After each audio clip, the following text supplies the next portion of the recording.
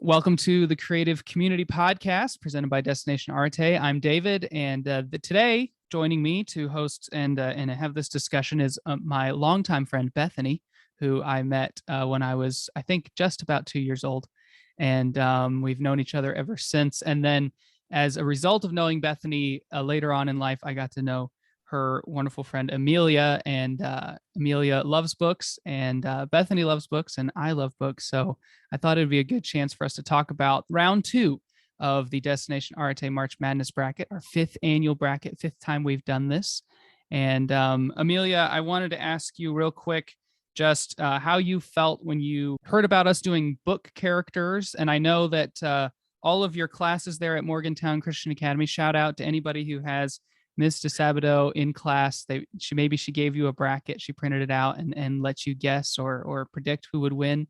But yeah, what did you think when you heard we were doing fictional characters?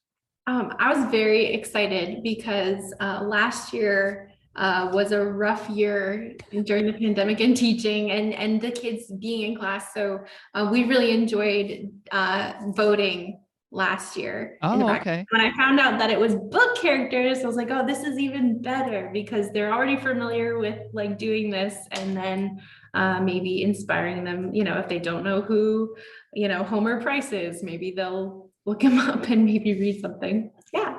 Bethany, you were part of the selection committee, and we've seen some fun conversations from that process shared on social media. Did you have anything else that you didn't get to say during that time, or you just like, I know you're excited about this because you actually sent Amelia the bracket ahead of time before it was released to the public. Oh, okay. I didn't know if you had motivations there, Bethany, or if you were just like, yeah, let's get it out. Trying to be helpful to the school teachers, Christian school teachers of America. Yeah. Okay, great. All right, cool. Well, let's talk about round 2 of the bracket. Like last episode, I'll read out maybe the winners from the first and second and third regions, and we'll go region by region. So our first region was the Doyle region. Sherlock Holmes won 157-35 over Stuart Little. And then Aslan beat Charlotte the Spider 190-12. Emma Woodhouse defeated Edmund Dantes 109-74. And then the Cat in the Hat defeated Homer Price 137-58. Bethany, did any of those surprise you, those outcomes from the first round of the second round of the Doyle bracket? I feel like our more mature readers are weighing in. Do you know what I mean? Like the more mature characters are what's winning out. Although, I don't know, it made me feel better that Emma and Edmund Dantes were really close because that was a very hard vote for me. But I was surprised that the Cat in the Hat beat Homer Price so soundly. And I don't know if Homer Price is just a little more niche than I thought, but that was a big surprise to me.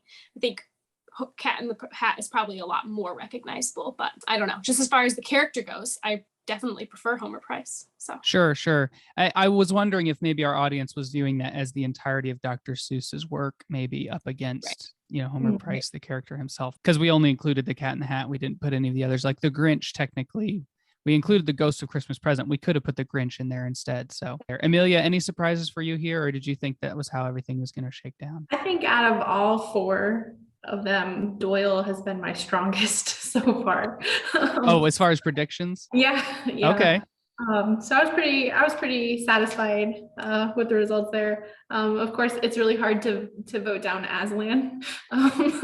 A lot of my students as well, like, can we vote against Aslan? Apparently people voted against Pilgrim, so they can vote against Aslan. I know. We'll get to that. I missed one. I didn't think Emma was going to lose to Edmund, and a lot of people, as we are recording this, are weighing in saying they are also upset about Edmund losing. And someone even texted me on my personal cell phone number and said Edmund losing is a tragedy. So I know we have lots of Emma fans out there, but I feel like perhaps Edmund Dantes. I was rooting for Edmund, but I put Emma in my bracket.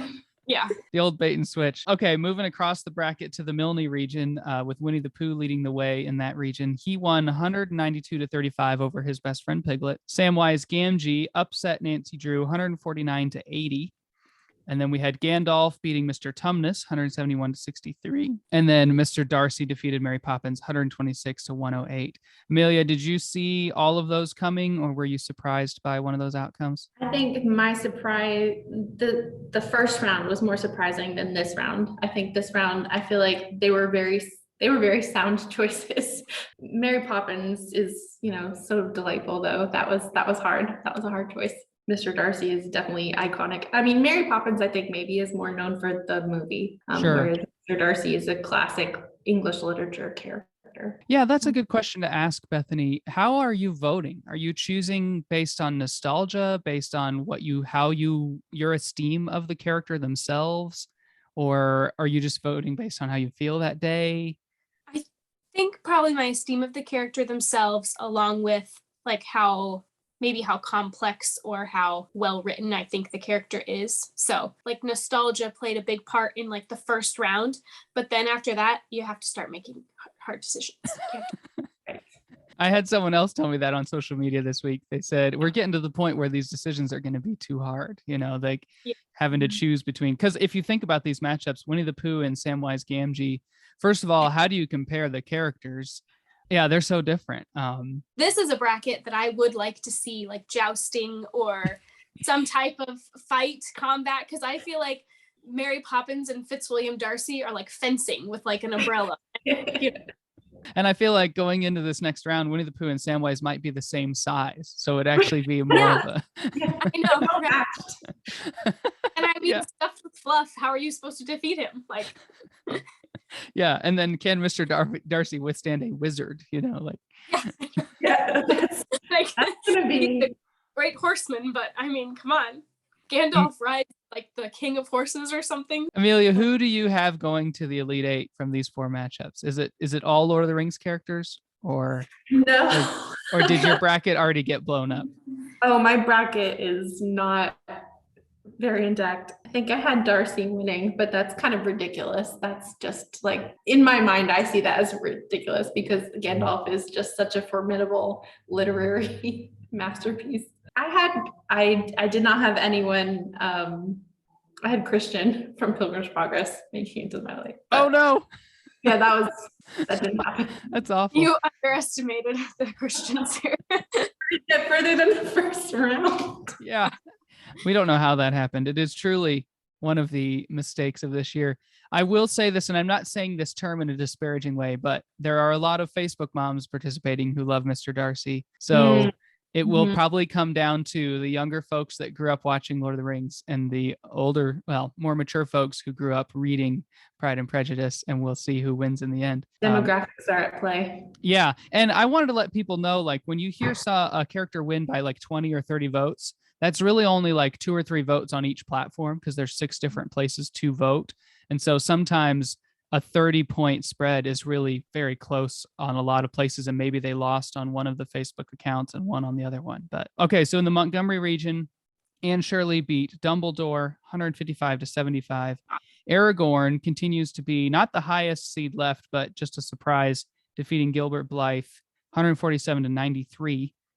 And then Robin Hood defeated Ebenezer Scrooge 154 to 78. That surprised me. It did, yeah. I was very surprised. And then Peter Pan beat Frog from Frog and Toad 163 to 65. That one just made me sad. Bethany, why were you so surprised about Robin Hood? Because I felt the same way, and I'm curious to know. I think my memories of Robin Hood are reading short stories out of this paperback. Like we had a set of like King Arthur and Robin Hood short stories that I just like read all the time. But I didn't think that it was that popular other than like the Robin Hood animated movie that Disney did. But I don't know. I'm thinking about it now and I'm like, Ebenezer Scrooge is one of Dickens' most well-known and most like commonly represented characters. But Robin Hood is also like, I don't know, that's a really old character that has been done over in a bunch of different ways, a bunch of different times. So I don't know, maybe I shouldn't be that surprised, but initially I was like, Robin Hood is I was thinking a little more niche, but maybe not. Amelia, were you surprised by any of these, or was Robin Hood the one that caught you off guard too? Yeah, I was surprised by that. I was a little surprised that Gilbert didn't make it a little bit further, just because of him being very popular with people, with readers. But yeah, Robin Hood was a surprise for me too, because like representing all of Dickens' work with this one iconic character. And even though he's in the minds of a lot of readers, probably a negative character, that work as a whole is just so beautiful and so rich and established so much Christmas tradition. So, Yes. Right. I was like, Robin Hood is I can't think of the word. He's iconic. He's iconic. Legendary. He endears maybe? himself to the people. He's a man of the people, right? Oh, okay. There we go. I still feel like both Ebenezer and Robin Hood have this similarity in that they end up giving money to the poor at the end of the story. Oh, You there know? we go. And they both go about achieving the money through maybe questionable means. So I think that either one that won would have been like just kind of like a mirror of the other. In every story is the same, is what I'm saying. We just have to look for the similarities. No, I'm just kidding. I love that. That's a beautiful interpretation. I just think like it's funny how similar Ebenezer and Robin Hood are, and they got matched up against one another. So I will say Robin Hood and Peter Pan feel more similar to me as far as like really old stories that have been adapted and readapted and interpreted in plays and books and movies, and you can buy little costumes and run around as them. Like, so it'll be interesting to see which one of those actually comes out of this, because will people in their mind think Robin Hood and Peter Pan, the Disney version, or will they think Robin Hood and Peter Pan, the live action version, or will they think Robin Hood and Peter Pan, the story that they read as a kid or was read to them? It'll be interesting, I think, to see which one wins out there. All right, so the last region we have is our Austen region. All of the 1 seeds are still left in this bracket. I think last year we had a 1 seed out by this time. It was during the Disney Songs version, but Elizabeth Bennet beat Jane Eyre, and then George beat Jean Valjean, who I had someone express displeasure about today. It was sad, 102-78 for George. And then Atticus defeated Bilbo Baggins 98-93 by 5 votes. And in fact, this one was tied the whole day. The whole day it was tied. And then overnight, Atticus got 5 more votes eventually after everything shook out. And then last but not least, Joe March defeated Huckleberry Finn 131-60. I want to go back to that Atticus and Bilbo. I want to know why Bilbo got so many votes. Do you guys have any ideas? Is it because he's the main character of The Hobbit, maybe? I think it's just the popularity of the franchise, because if you compare characters themselves, like Atticus. If it wasn't for Bilbo, would there have been any Lord of the Rings books storyline? I mean, would the ring stayed down there? I mean, really, who knows? That's a great point. That is a great point. But at the same time, you could see that as just being a really major instigator and like voting him down. Yeah, I didn't know if people would think of his character from the trilogy or from The Hobbit, because in the trilogy, he's a little bit more selfish, but in The Hobbit, he has his own adventure. So I guess I can understand. Yeah, that's probably why it was so close. But that one, that's not our closest contest that we've had so far this year. We've had a 3-point difference, but it's definitely the closest one from the second round. So it made me very surprised that it was that close. Did any of these other winners, Elizabeth, George, and Joe, did you guys see those coming, or were they a surprise to you? I did not think Joe March was going to make it that far. I guess I keep forgetting she's the main character or I guess she's not even the main character, is she? I mean, if you're going to pick a main character. If you're gonna pick a main character, then I think it would be her. But you guys don't seem too high on her. No, I love her. I think. Oh, okay. She's representing that book, and I do think that I don't know why I think that book was so influential. It was just really influential in my life. But I do feel like we have so many Jane Austen characters, and they just keep beating out other characters, and it is a little shocking. Like, I mean, we all love George Knightley, but I am surprised that so many more people love George Knightley than love Jean Valjean. Like, and does he have any character development? Really? Like, no, he's the perfect man. So no wonder everyone loves him, but come on. I'm with you, Bethany. Okay, well, I think it's true. We have 5 of the remaining 16 characters are Jane Austen's, but also 2 of the remaining 16 are Tolkien's. So I think 3. I'm sorry, 3. We got Samwise, Aragorn, and Gandalf. So I think that I don't know if we included too many or too few. Yeah, maybe we like equal numbers of made sure no one author had more characters than another. But I mean, what does that tell you about Tolkien and Jane Austen? Like, I mean, are they're on the same level? Like, wait, yeah, I mean, Well, Amelia has a thought about that. She's not quite sure. she's analyzing. Like, what's the metric? How do I measure this? What's my rubric for measuring whether or not that's influential? I mean, once you have a zombie movie made about you, when you like, then I mean, there you go. And I mean, on the flip side, once you have Amazon Prime buying the rights to the Silmarillion, maybe you've also reached, you know, who knows? I think you're right, Amelia. What's the rubric? Is it like influence? Is it staying power? Is it the ability to impact generation after generation? right? I mean, I wanted to ask you guys if you had any stories about reading a Jane Austen book. The last episode, I had people tell stories about Lord of the Rings and how it found them, but I wanted to know from you guys, like, do you have a Jane Austen story? Is there a moment in time that you can remember, like, this is when she became an author that was important in my life? Time I read Emma, I was like, or the 7th time I watched Emma, I was like, I should read Emma. Like, then I realized it's not like it's easy reading, but it is kind of, you get really pulled in. And then I was like, this is really fun and really easy. And I think when I realized when she wrote the stories, what she was saying in that time period about women and about society was just a lot more interesting. Like the way Emma describes herself in just her, like, I don't ever have to get married because I'm a rich woman and I have a luxury few can afford, was like, I don't know. It really opened my eyes a lot more to the time period and to what was going on and kind of the options women had at that point. I remember being like in middle school and completely mocking my friends who loved the Pride and Prejudice miniseries.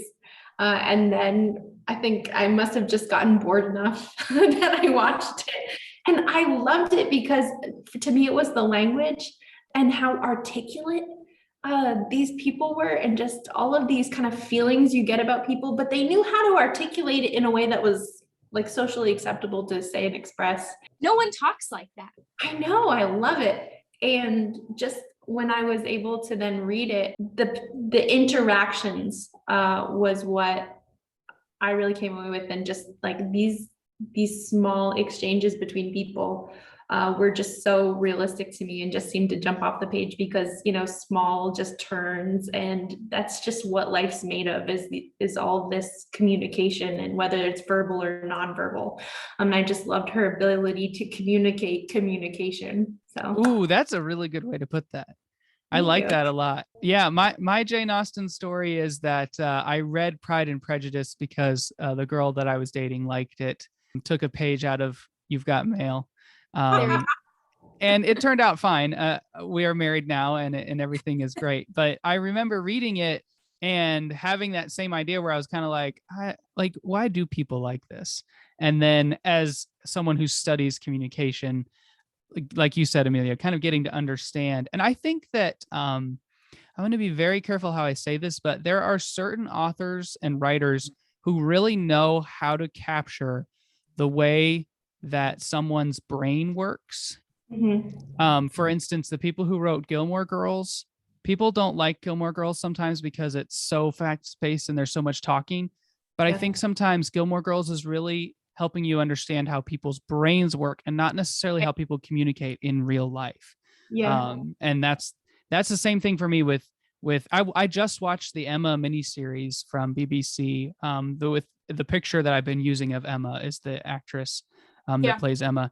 And I was really struck by how well Jane wrote these books.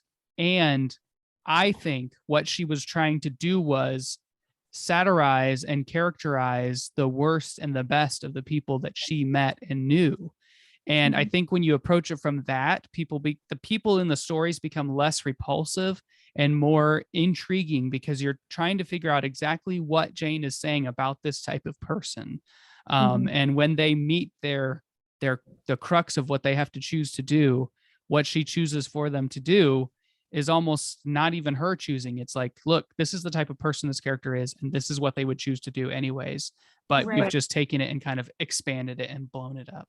Those are my Jane Austen observations for my 2 cents. I've read one book and watched one miniseries, so I'm not an expert by far. But I want to read Emma now that I've seen the series.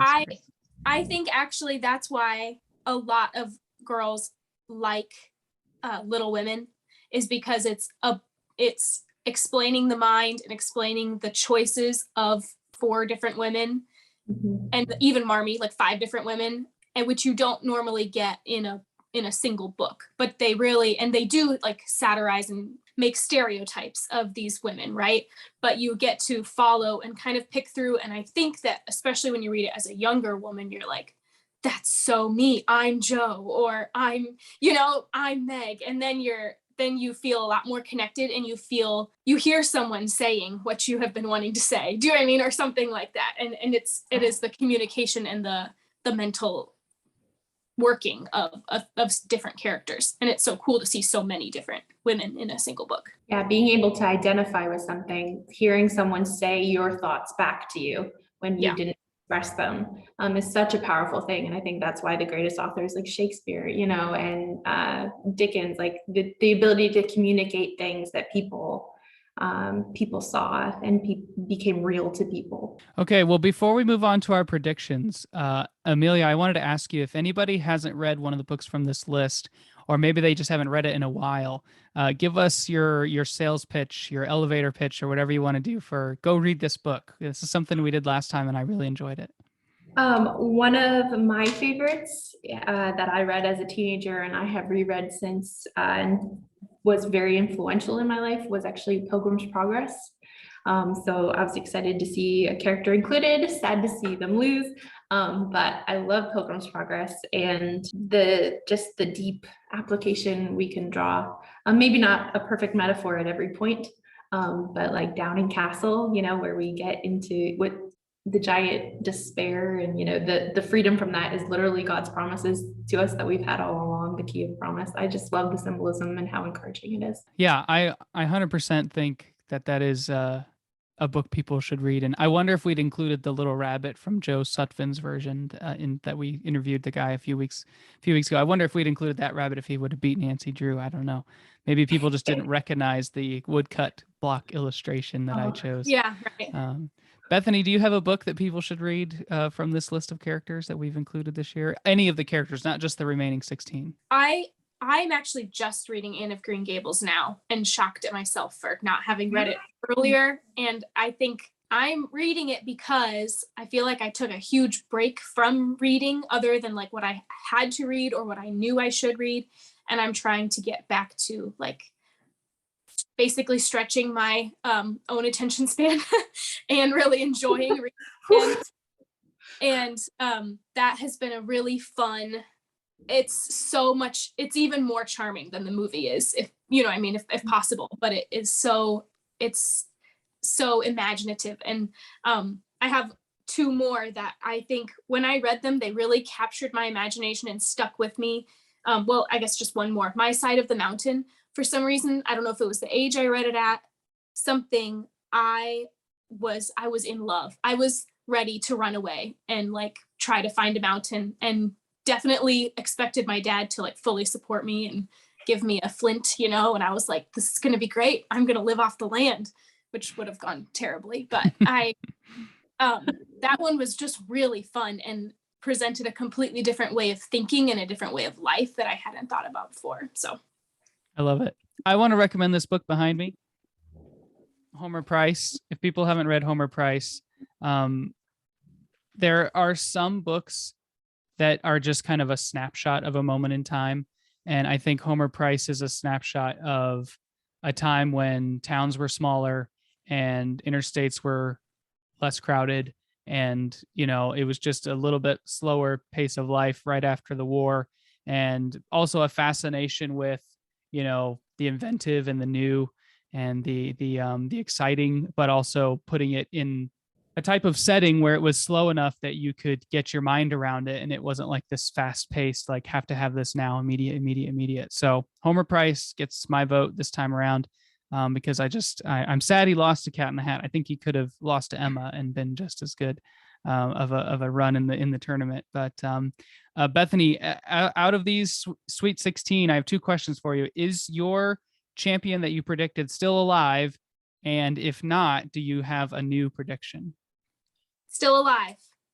And I Who is don't it? know if I want to disclose them yet. Oh, okay. She's I know. playing it close to the vest. I'm nervous. Well, I have it written down. Amelia, how about you? Is your champion still alive? And are you willing to tell us who you think is going to win it all? Oh man. Well, they are still alive. I don't know if they'll win it all because there have been some upsets. But I was going with Elizabeth Bennet. Okay. I just couldn't not. Yeah, I see. I'm going with Anne Shirley, and that's probably because of my current obsession, but also because I don't know who doesn't love it. It's hard. I think people that are annoyed with her, but I think she's adorable. So yeah, I get it. Well, she's annoying in a realistic way. So right. Yeah, annoying in a realistic way. I love it. Well, both of those are in my final 4. So if both of you are correct, I will at least be happy that part of my final 4 made it. So, Amelia, before we let you go and I say goodbye to you guys, thank you again for including your students. I wanted to know if your students, if you had any reactions from them just when you handed them the bracket, or if they had to ask questions about who these people were, or if they knew anyone right away, or if you have one story from that, like time of handing these out or anything, or if you have multiple stories. I mean, we've got all day. No, I'm just kidding. They were very concerned as to how they were supposed to be voting. They're like, so, the assumption was, you mean who would win in a fight? And so they're like, I think it was like Super Smash Brothers, except for with literary characters. It was like, well, I will leave that up to you. You can choose whatever criteria you want. There were a lot of questions. Not quite as many as I expected though. So they were very supportive of Aslan. Oh yes. Which is nice. But yeah, some of them definitely are keeping up with how the voting is going. So I'm really glad to hear it. I hope, if nothing else, this bracket has been a chance for people to read the names and go, I don't know who that is, and look them up and maybe be interested in finding out more, or sharing it with their friends, or reading it with their kids, or whoever it is that finds this bracket. I hope it's been a good time. I've really enjoyed it. And I think that that'll be my next pitch when I meet with Nintendo, will be a literary character Smash Brothers. We've already assembled 64 worthy characters, and we have their critical moves. Emma used matchmaking, and it could be even also, if she uses it wrong, it's a self-harm, it takes points away from her instead. Although we already have a market for this. Yeah, game, we already have a market too. We've got 2 Christian schools that I know of that their classes have been participating. So I'm really grateful to hear that. All right, guys. Well, thanks so much. And I will see you again soon. Big thank you once again to Bethany and Amelia for joining me on this episode of the Creative Community Podcast. This bracket has been a lot of fun this year. We've had a lot more community involvement in what we've been doing. And if you want to stay in tune with us, you can subscribe to the podcast on Spotify, SoundCloud, Apple Podcasts, Amazon, Google, YouTube. We're on all those platforms. Everywhere you can think to listen, we are there. Shoot us an email, destinationarete@gmail.com, if you want to be part of the newsletter. Newsletter subscribers get information that other people don't ahead of time. First, you're on the cutting edge of the information we send. And then last but not least, all of the voting for this has happened on Facebook, Destination Arete, A-R-E-T-E. It's happened on Instagram @Destination ARETE.